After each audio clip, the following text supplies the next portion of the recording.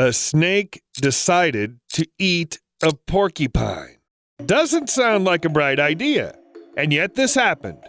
In 2015, a weirdly swollen python was discovered in a game reserve in South Africa. At first, the park staff had no idea what exactly the snake's dinner was, until one morning it was found dead. It was then that the people found a 30-pound porcupine inside. Apparently, the python fell from the rocky ledge, and the impact made the quills pierce the digestive tract. As a result, the python died. Did the snake know that wasn't the safest prey to eat? I think it did. According to snake experts, it's not unusual for pythons to feed on porcupines. They're generally not very picky, though they can't digest the quills. According to a 2003 study, they sometimes pierce the snake's body, and it seems like this can happen even after the rest of the porcupine has already been digested. But the snakes still continue to take risks. Imagine how hungry they must be. Unlike pythons, dogs that become victims of porcupines aren't going to eat anyone. They're driven by curiosity. What is this strange thing rustling ahead? To be honest, when I first saw a porcupine, I was also curious. The only difference is that I didn't get closer and didn't dive into the quills head first.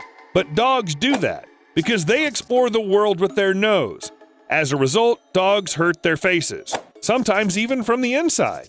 Come on, good boys don't bite porcupines. Catfish are another matter. They are fish, and you don't expect much from them. They often swallow things that aren't meant to be swallowed. Fish hooks, some kind of trash, turtles. Turtles? Seems to be true. A 5-foot-long catfish, which tried to swallow a turtle, was pulled out of the German Göttingen-Chiemsee Lake.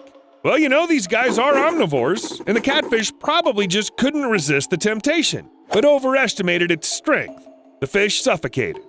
Very ironic of nature. The turtle, by the way, also died. It turned out to be too big and just got stuck in the catfish's throat, leaving both of them no chance to survive. But if you think a turtle's an odd choice, what about a pigeon? I honestly never expected catfish would start preying on pigeons, but they do. They swim up to the pigeons who just want a drink, and then they lunge at them like crocodiles lunge at antelopes at a watering hole. The difference is that you can actually expect this behavior from crocodiles. As for the beavers, wait, what beavers? Where did the beavers come from? Where's the missing page? Why is there a third page after the first one? Hey, Steve! Steve! All right. So, beavers. These guys start having problems when it comes to planting. To build a dam, they need a tree. A tree needs to be gnawed. The gnawed tree will fall. The question is, where exactly? Well, right on the beaver. It's not some isolated case that happened only once. Occasionally, trees fall on beavers, though usually beavers watch out for that and jump back in time. But there's a difference between knowing it's time to jump and understanding where exactly to jump. Sometimes animals just get confused and, well, you get the idea. But even if beavers didn't need to build dams, they simply need to chew on something hard because their teeth never stop growing, and they do so at an alarming rate. 4 feet per year. That's more than the body length of an adult beaver. If the beaver doesn't chew on something, it can become sort of saber-toothed. Well, it'll also die for sure. How could you survive with teeth like that? Or if your own mother feeds you cigarettes. On a beach in Florida, a black skimmerbird was spotted literally feeding its chick a cigarette butt. And it wasn't an attempt to teach the chick how to be a bad boy. These birds catch prey right from the water, skimming along it with their sharp beak. They don't see what's floating there. If it floats, it means it's alive. If it's alive, then it's edible. If it's edible, then it can be fed to the chick. When it comes to people, you don't need to tell me that cigarettes are generally a harmful thing. What about birds? Birds that can mistake cigarette butts for food are much smaller than us. It takes a smaller dose of nicotine to poison them. There are no exact statistics on this topic, but there were stories about, for example, an African gray parrot whose organs failed due to eating cigarette butts. Even if nicotine doesn't lead to death, it can result in nausea, vomiting, and convulsions in the animal. Smarter birds don't try to eat cigarette butts, they use them for their own purposes. Before mankind invented cigarettes, some birds carried certain herbs into their nest to get rid of parasites. But new times require new solutions. So urban birds began to carry cigarette butts into their nests. It's known that nicotine can indeed act as an arthropod repellent. Well, people know this, not animals, but they apparently also figured this out. So if you believe the studies, and yes, there are studies about cigarette butts and nests, then it seems like birds even manage to put nicotine to good use. The thing is, even a simple exposure to a cigarette butt through the beak causes genetic damage that can lead to cancer. In short, smoking is bad. Don't do this. After stories about birds who figured out how to use cigarette butts to disinfect their nests, the behavior of eagles seems especially funny, because these majestic, proud birds crash into twigs. I'm serious, they really do this. When they're about to land in a nest, they miss and look as ridiculous as it gets. Maybe it's the wind or miscalculations, or maybe the eagles have always had trouble landing and are used to it. And we just had no clue. Imagine you're a baby eagle and you see your parent flying towards you, then crashing into the nearest tree. Ouch! This feeling of embarrassment for a parent who did something silly? But you know who got really unlucky? This baby elephant. Because he got up in the wrong place at the wrong time. I don't think the elephant deliberately marked the baby, and to be honest, I don't think he was offended. Actually, this is a completely normal behavior for elephants. And baby elephants even consume the poop of adults on purpose because it contains bacteria that aren't yet produced in baby stomachs. Well, I hope you aren't eating anything right now. If you are, my bad. Meanwhile, Rams? What is it with the script today? You know what? I'll find something really interesting. Here, koalas. Everyone knows koalas are very cute animals who are endangered because of humans. Well, humans are to blame for everything that happens on Earth, though I believe few people think about koala intelligence. Actually, koalas are incredibly stupid animals. Since they have to eat eucalyptus leaves, which don't provide much energy, koalas have reduced their energy consumption, thereby reducing brain size and starting to think as little as possible. That's thrifty. It even sounds reasonable, but only until the fires begin. Unlike kangaroos, birds, or snakes, koalas don't run from fire, but climb trees to the canopy where they can curl up and wait. For what? Well, until everything sorts itself out. You get it, right?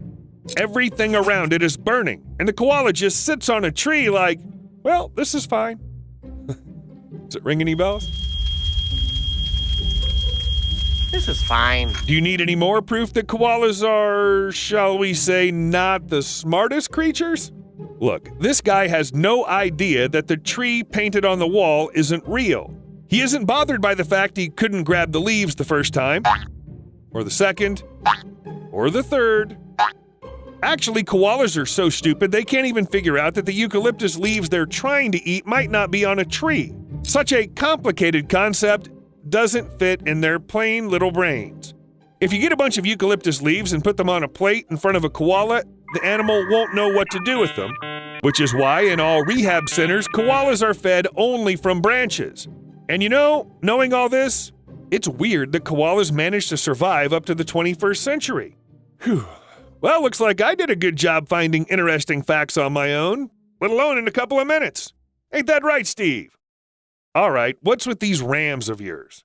Rams jump, and they do it often and usually with success. Like this male who was calmly minding his business on the mountain, then saw sheep behind the fence and decided that it was time to visit them. But he didn't take into account the electric cable above, so he just hung there. Of course, the animal tried to free itself, but for all its effort, it only slid down the wire and hung at a height of 16 to 20 feet above the ground. This is how locals found this ram. They thought for a while how to help an amorous animal, and in the end, they decided to pull it back up the mountain where the animal came from. What if that wasn't a ram, but a horse? A horse on the roof! In the Canadian province of New Brunswick, a horse-breeding couple discovered a 1-year-old colt on their garage one morning. Perhaps he somehow jumped 3 feet high and climbed onto the roof. Later, when the owners tried to take the colt down, he went down just as calmly. To prevent any more horses from being on the roof, they had to set a fence up there. Just think about it, a fence on the roof to keep horses away. After that, turtles that ride alligators actually seem normal. Yeah, they do ride them. For an alligator, turtles are more like a hard-to-get canned food. But they don't ask predators permission when they need to quickly get from point A to point B. Turtles simply use alligators as a mode of transportation, and sometimes as a place for swimming, or as a way of protection. Every time the turtles are worried about their safety, they climb on the alligator. What do the reptiles think about this? Well, they don't seem to be aware of it. The skin on their back is quite thick. Imagine you swimming calmly, not knowing a turtle is riding on you, and your friends are laughing at you. But you know what I'm interested in? Do the turtles themselves know where they're going? Because some sea turtle species just swim. An international team of scientists mapped the movements of hawksbill sea turtles. Turns out that during migrations over short distances, these animals chose very strange routes. One individual, for example, swam 811 miles to reach an island which was only 109 miles away. It's like heading for a certain store in the mall, checking out 8 more stores along the way. Why do turtles do that? Most likely the reason lies in the geomagnetic map. It's not very accurate. That is, guided by the Earth's magnetic field, the turtle can realize something is off only when it deviates too much from the course. As long as the direction is more or less accurate, it can circle around for months without stopping for snacks. Yeah, no foods included during the travels. See you later.